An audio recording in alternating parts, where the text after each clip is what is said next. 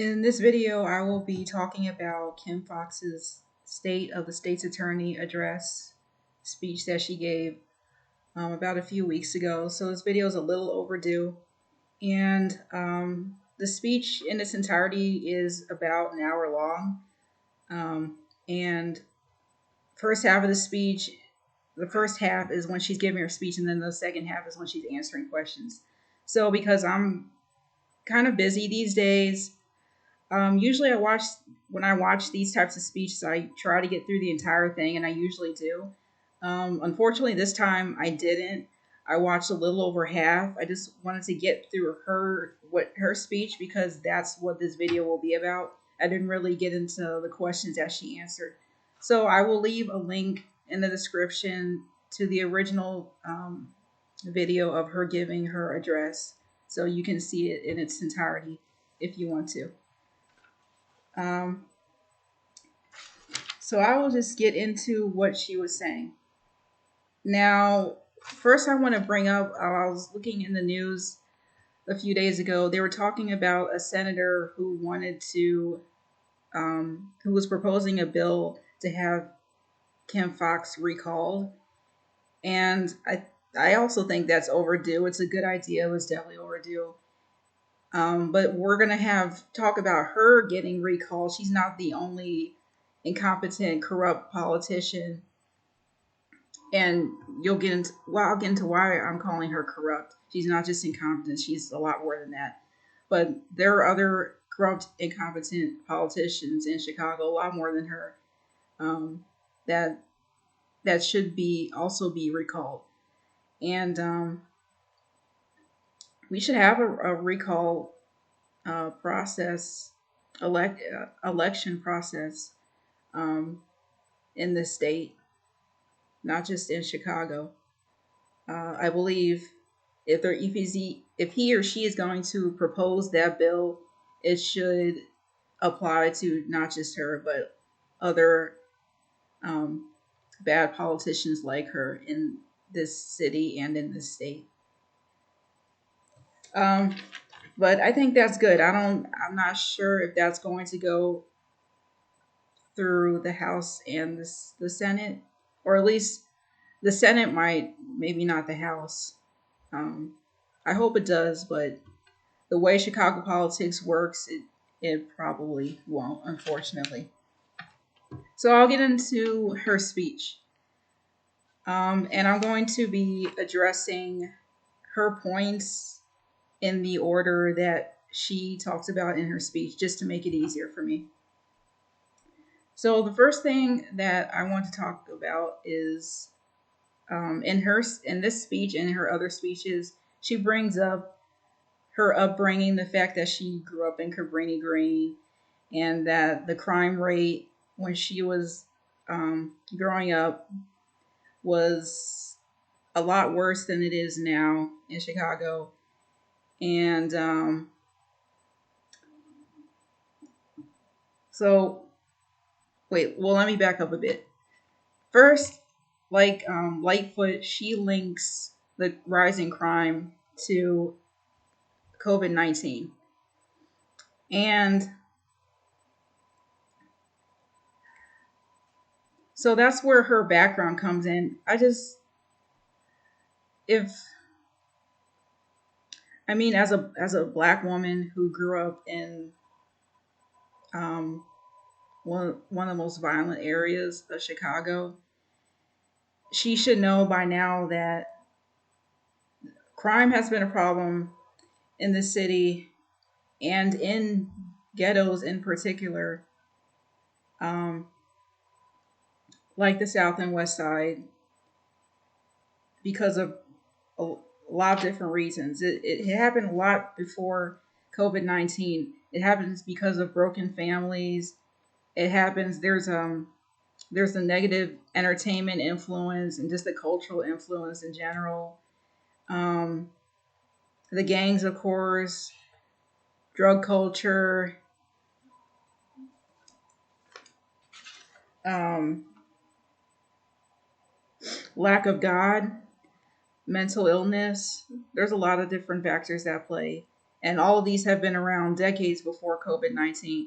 So, yes, although you can say that since the beginning of the pandemic, there has been a rise in violent crime, but it's not the main cause of it.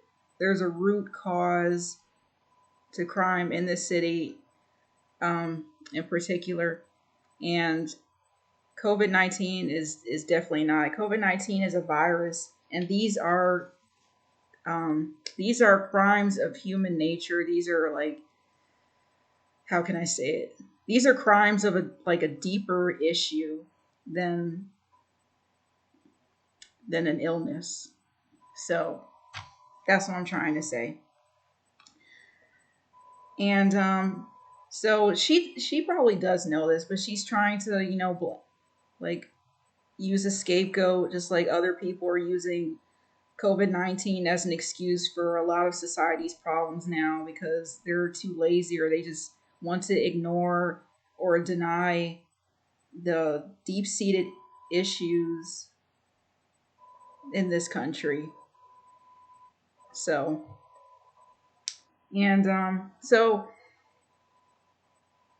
if she has a law degree, and she most likely does if she's the Cook County State's attorney, so if she has a law degree and she's saying these types of things, she definitely doesn't deserve her degree. She doesn't deserve to be in the position she's in right now, because she doesn't know anything about law or how law works and how law and order should be run in this city, because the job she's doing so far is just horrible, and I'm not the only person that's saying that, obviously. I believe she just got reelected. I'm not surprised. I can't even say I'm disappointed at this point. Um, yeah, it's just hypocritical that people are criticizing her, and then I don't know if these are these same people who are putting her back in office. The same thing will probably happen with Lightfoot too. A lot of people are, saying they don't like her because of this and that, and but they'll probably be the same people that put her back into office. Same with Biden too.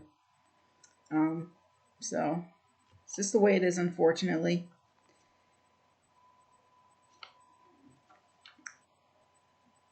So what else do we have?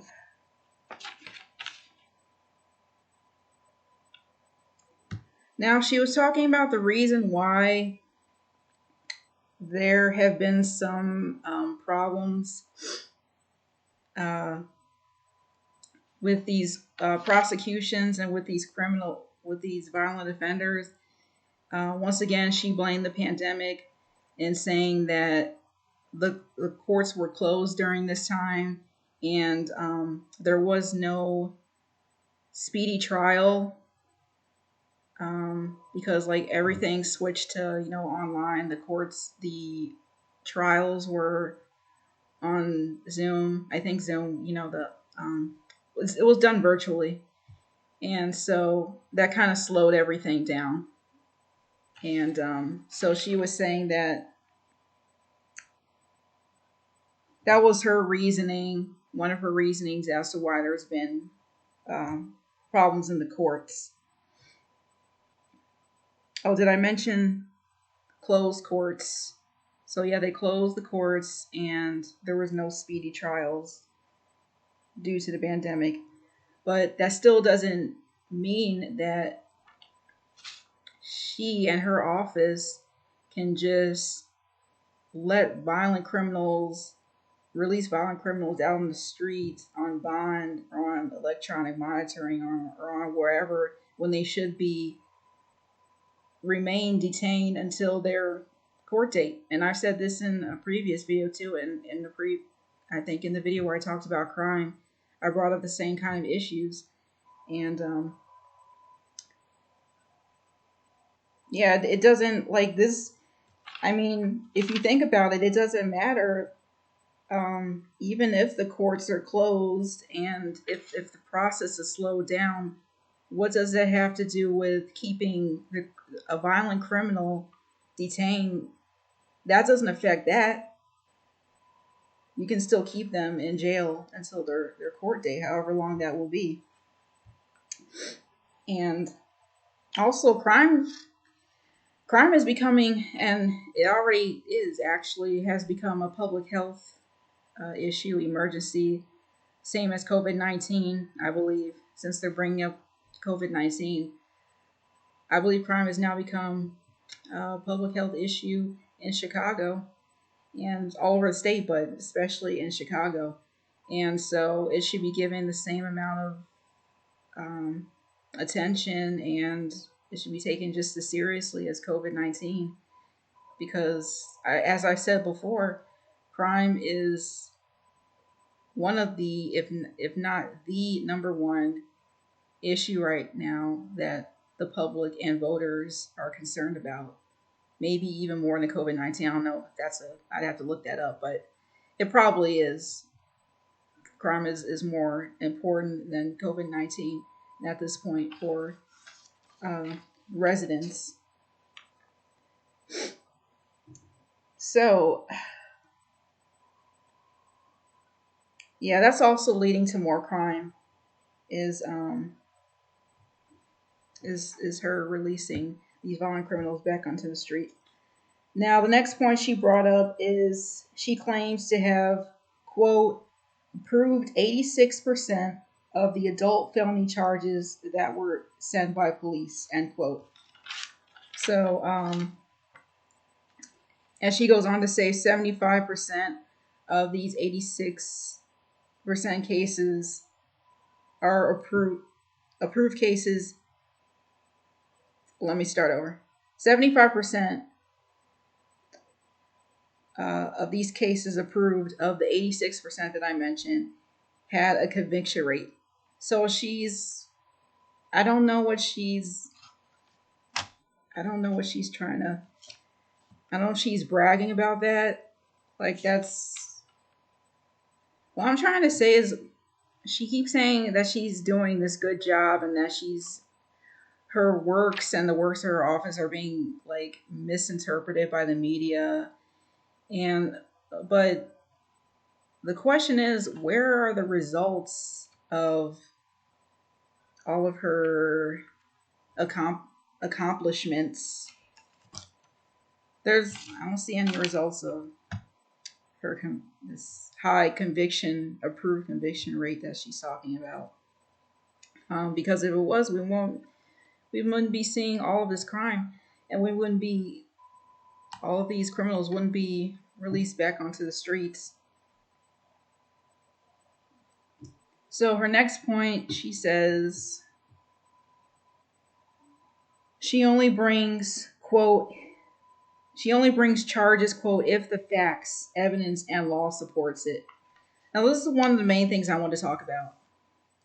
Now, I don't believe that. Every time, when somebody confronts her with why aren't these criminals being in jail and why aren't they being prosecuted? These violent offenders, she keeps saying, well, we have to have evidence that there was a crime committed, even in these shootings where they're killing children and other innocent people. Gang shootings, nonetheless. And she's saying we need evidence. Now, in all of these news reports, what do you see? You see, in almost all of these cases, there is video surveillance footage capturing the moment um, these criminals are committing their crimes. They got them all on camera. There's cameras everywhere. And so it's really like a slap in the face to law enforcement and to these other departments and officials who are really doing everything they can, trying to pick up her slack, and trying to make the streets safer, and installing all these cameras, making all these efforts, and they're pretty much all in vain because they're not having as much of a significant impact as they could have. Um, if Kim Foxx was, doing her job and keeping violent criminals in jail. And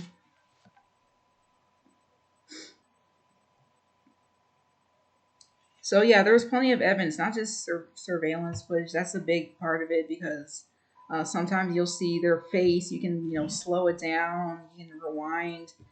Um, you can see what was being done. You can see the victim. You can see the time of day that it happened. I mean, that's powerful evidence that we have is camera footage of them actually in the act of doing this. So that's very substantial. And for her to just say, we don't have evidence, even though we clearly catch these gang members, um, you know, out there shooting, catch their cars, license plates.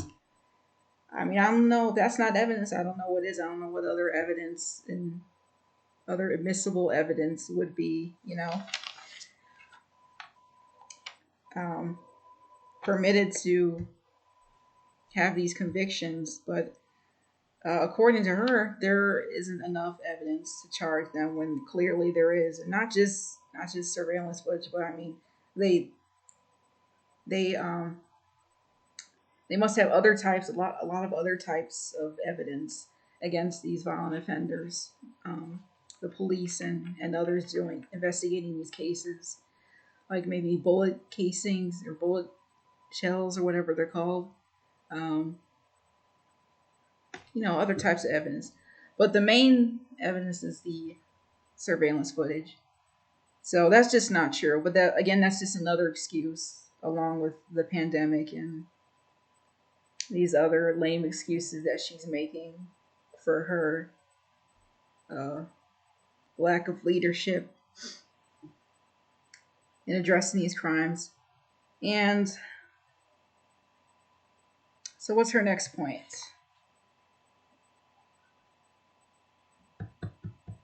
Um, all right. So she claims that her office, quote, secured convictions on 5,145 cases in 2021. Um, Yet there are still over 2,000 violent offenders out on the street. It might be even more than that, since, I mean, those are numbers I have for this year. Um, that was some weeks ago. I'm pretty sure it's still over 2,000 violent offenders out on electronic monitoring. And so, and that's today too. So, again, the numbers aren't adding up. What she's saying is not consistent with the reality that we're living in today. If you are securing, quote unquote, securing 5,000, over 5,000 of these, if you're securing convictions for over 5,000 of these cases, and you have over 2,000 violent criminals still on the streets, that's, is that over half of these cases? Almost, I mean, almost half. Um, yeah, the numbers aren't adding up, is what I'm trying to say. So, what's her next point? So, she also claims her office, quote, approved 7,110 gun cases in 2021, end quote. So, last year, according to usnews.com, there were 3,561 shootings in Chicago alone. That's not accounting for the rest of the state. But she's saying she approved over 7,000 gun cases. I'm assuming she's talking about for Cook County. So that's not just to Chicago, but for all of Cook County. Um,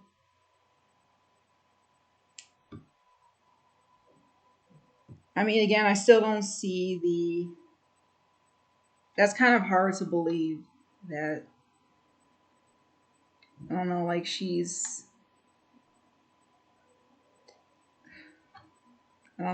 numbers are like really not realistic. She's saying she's approved 75. She's saying she's approved 75, 86% of adult felony charges. And she's saying she's having like these high conviction. She's prosecuting a lot of people, and she's approving all these cases. And again, there's no results. There's no evidence to show that that she's done any of this. We continue to see this crime epidemic in our city. So moving on.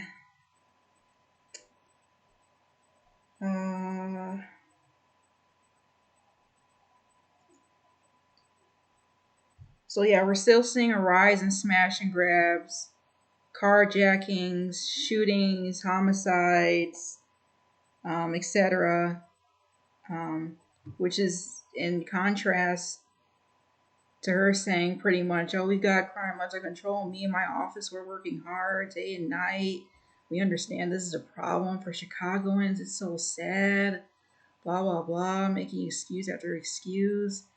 And meanwhile, the numbers that she's saying is in complete contradiction to the crime rate that we're experiencing right now. And these are the smash and grabs, the carjackings, etc. These are the same crimes that we were dealing with last year and the year before that. And they just increased the number. Well, I mean, other people will say that they lowered since last year, like Superintendent David Brown. I'm starting to question him too. Some of the things that he's been saying recently, I'm starting to doubt and question. I mean, his officers are doing good on the most part, but I'm starting to question some of the things he's been saying. Because again, the numbers are just not adding up. So, Superintendent David Brown and the media and some other, and she's also saying that, coming out and saying that, well, the numbers are lower since last year. And I don't believe that either, because I got to check the numbers again, but, we're, what is this, March? So, January, February. So, we're in the third month of this year. And I'm pretty sure for almost 90 days, I'm pretty sure we have several hundred crimes, like in total, over this, just in the city alone. And so over 100 crimes in 90 days, that's not that's not that's that doesn't mean at all that crime is going down. So what does she say next? What other lie does she say next? So she talks about mistrust with the police. However, there's much more mistrust among the public, between the public and her office, and also Tim Evans, which is the top judge. He's been getting a lot of criticism too.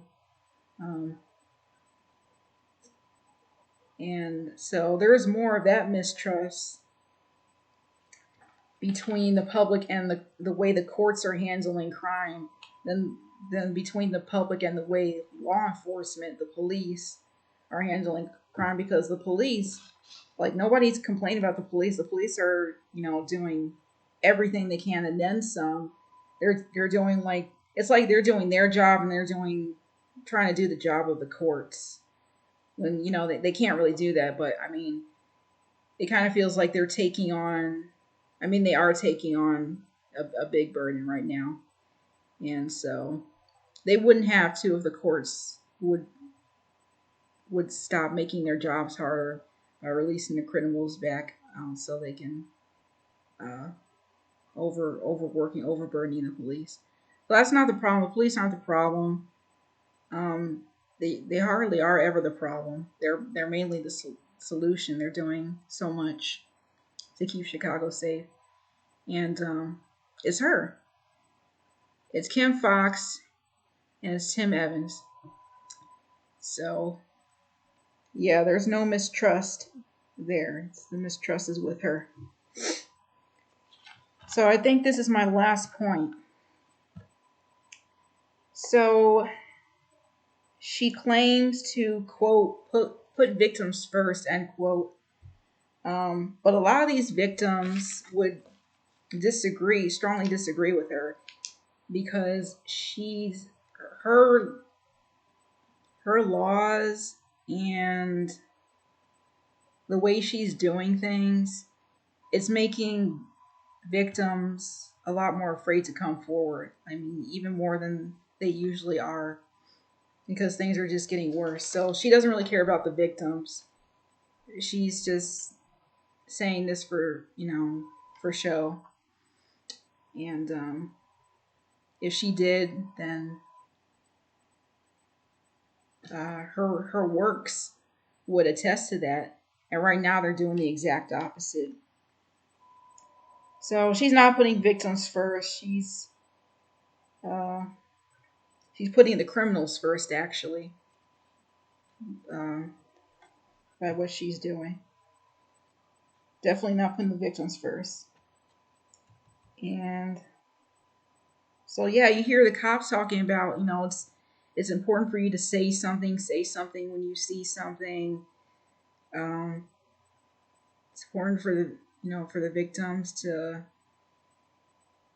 point out these criminals and everything. But there's these witnesses and victims are just too afraid to do that, because they know that these criminals are around the street, and they know that they won't get justice, and that the criminal won't get punished.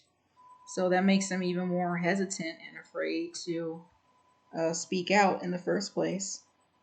And I mean, even some of the victims, when they're giving these interviews on the news, they're criticizing the courts and the horrible job that they're doing right now. So she's saying she's putting victims first, and the victims are saying, like, no, you're not putting us first. You're the problem. You're the reason why we're going through all of this. So again, it's not adding up. Nothing is adding up. She's obviously living in a whole completely different reality than the rest of us are living. That's with a lot of these politicians, not just her.